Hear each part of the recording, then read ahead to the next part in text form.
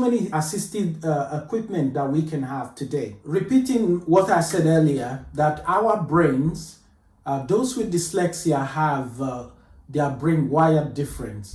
So the dyslexic person has many intrinsic ideas, but they run the risk of spreading out too thinly and quickly too.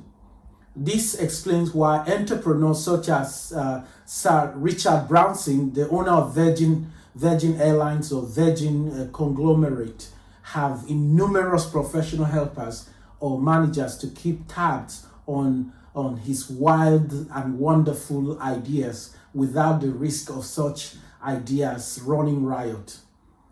And making and developing coherent argument present a lot of challenges for simple tasks, such as keeping ordinary diary and sequential thought processing. They are all difficult. I struggle every day, but these days I use Alexa and also Siri to remind me of the things I need to do every day. I'm very grateful we have these technologies available.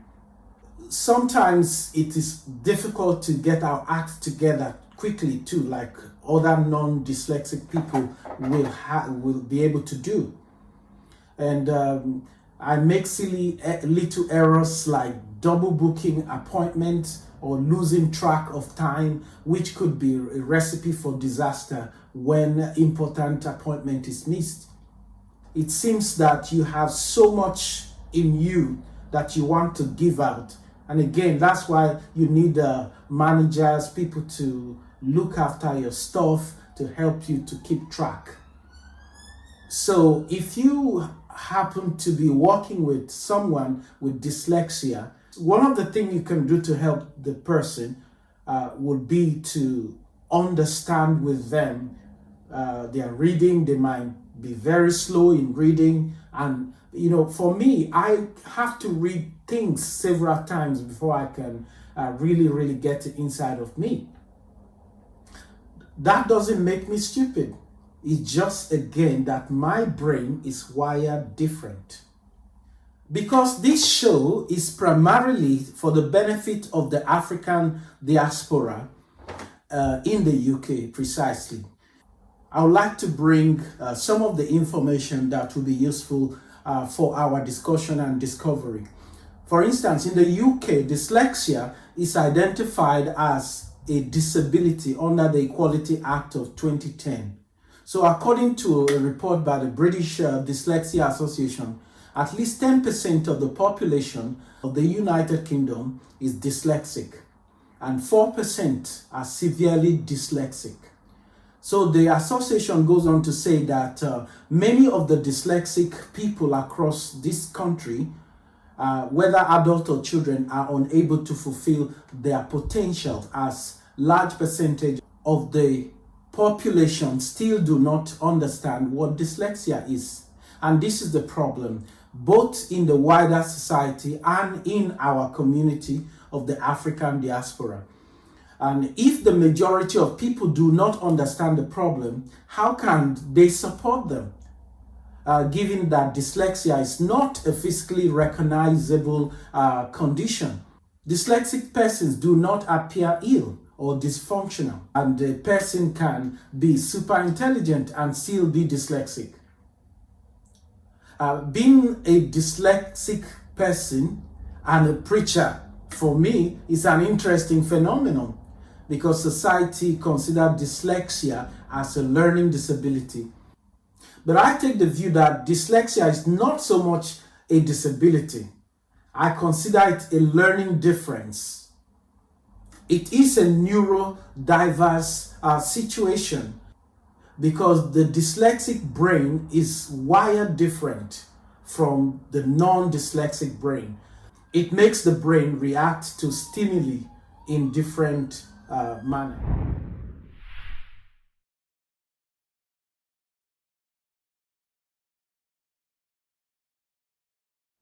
Part of the problem that I have discovered is what I would call false estate.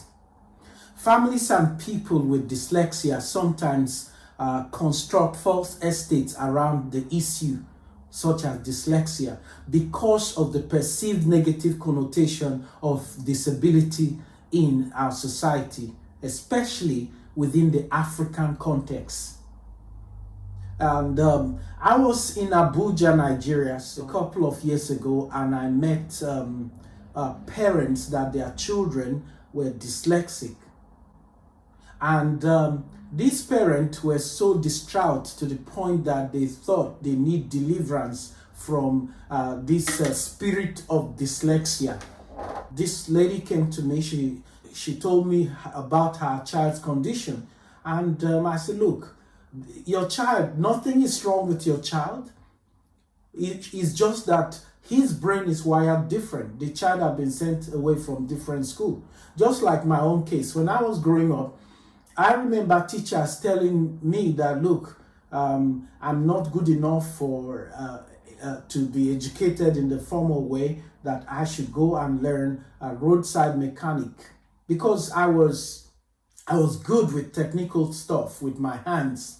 But the problem wasn't with me, or is not with me, it's with the teachers, the system, the educational system that failed to recognize this kind of condition. And this is why my passion is to share my own story and my experiences with people.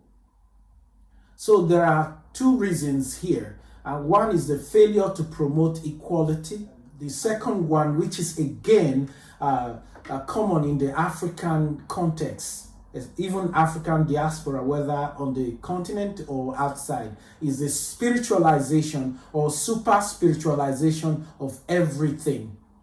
And I think that is a convenient way of escaping from reality, and more of such things. So for parents who have children growing up, watch them. Now, it's also important to note that children who have dyslexia also may have attention deficit disorder. It comes along with it sometimes. But if you parent, if you're watching and you notice the way your child deals with paper, reading, and all of that, and you find that there's difficulties every time, you know that you have got to take the child for assessment and see what exactly is going on in his brain. That way, it will save you from all the troubles and that you might have in future. If I had the privilege as an individual to be diagnosed early in life, perhaps I should have been something better than what I am now. And this is also the reason why I am making this video, for some of you out there to look at what is happening in your family and know that it's not just that my daughter or my boy is dumb. No, these guys with dyslexia are super in terms of a brain, except that it has to be channeled. So there is no reason why you should allow your dyslexia to hold you back. No reason at all. You have got to take chance and seize the opportunity that is available to you. And also across the United Kingdom, and even maybe some in the United States, Canada, and other places too, there are so many organizations. You just Google it and you find help online. You can even test yourself online. There are good materials to use for assessment of dyslexia. There's nothing wrong with your child. There's nothing wrong with you. I thought I was stupid, but no, it was just my ignorance. And some schools train their teachers to be able to identify a child with learning difficulties.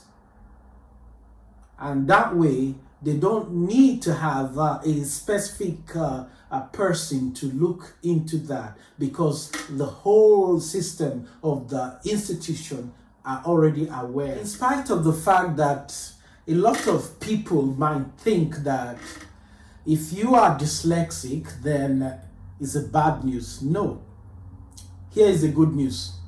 Despite all these shortcomings that I've just talked about, Dyslexia is not an illness.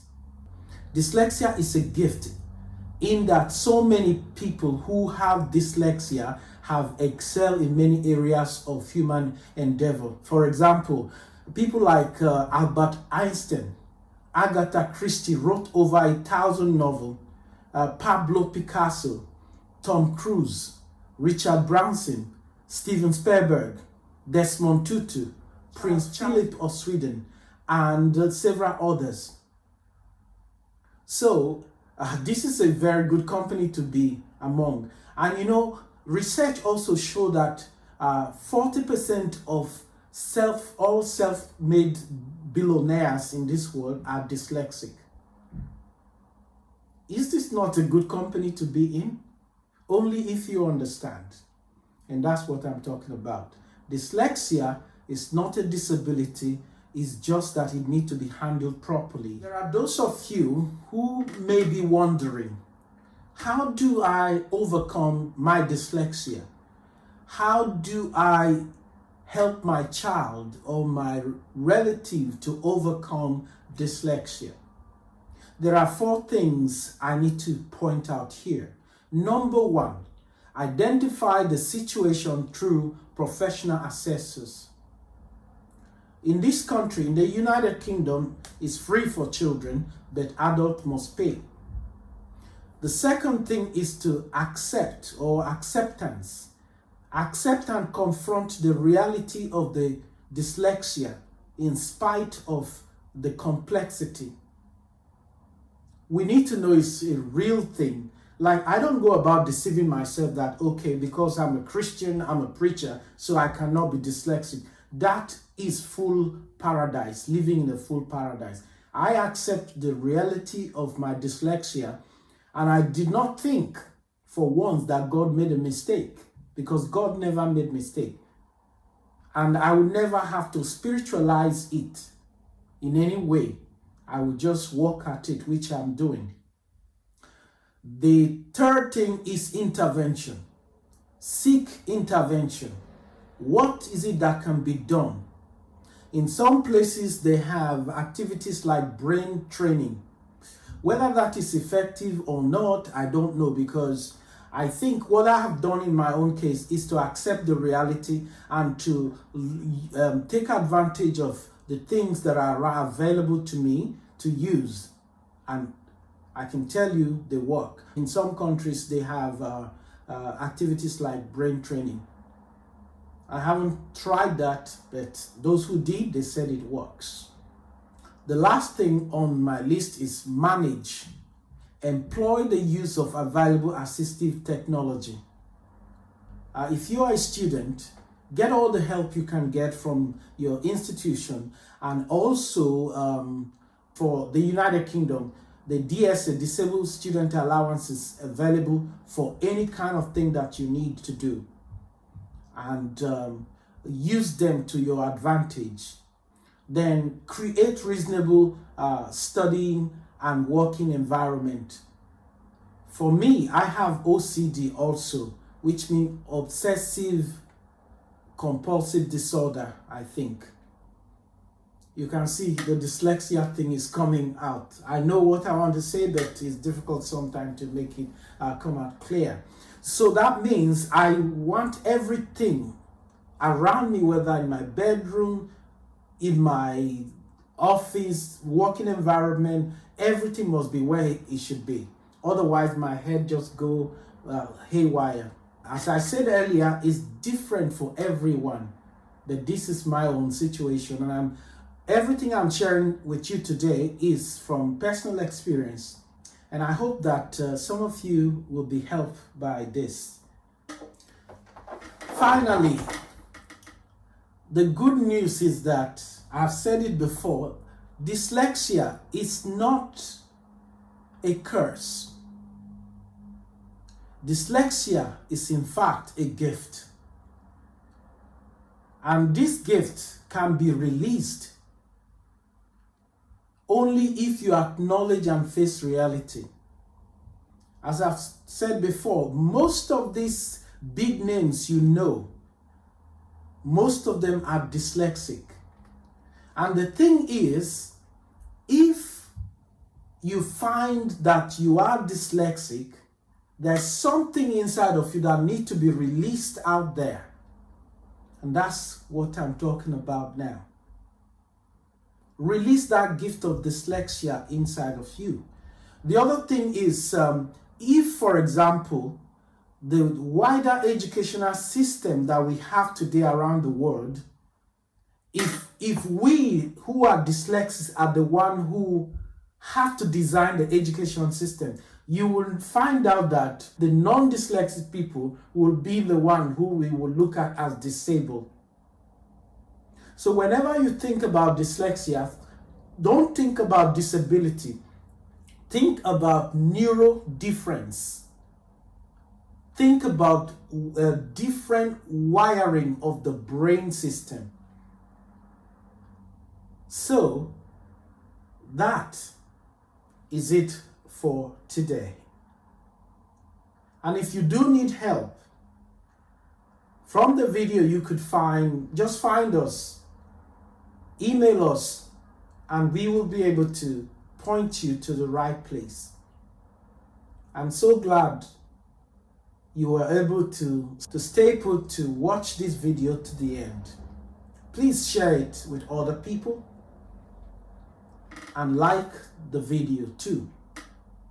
Until I come your way again with another interesting topic. God bless you.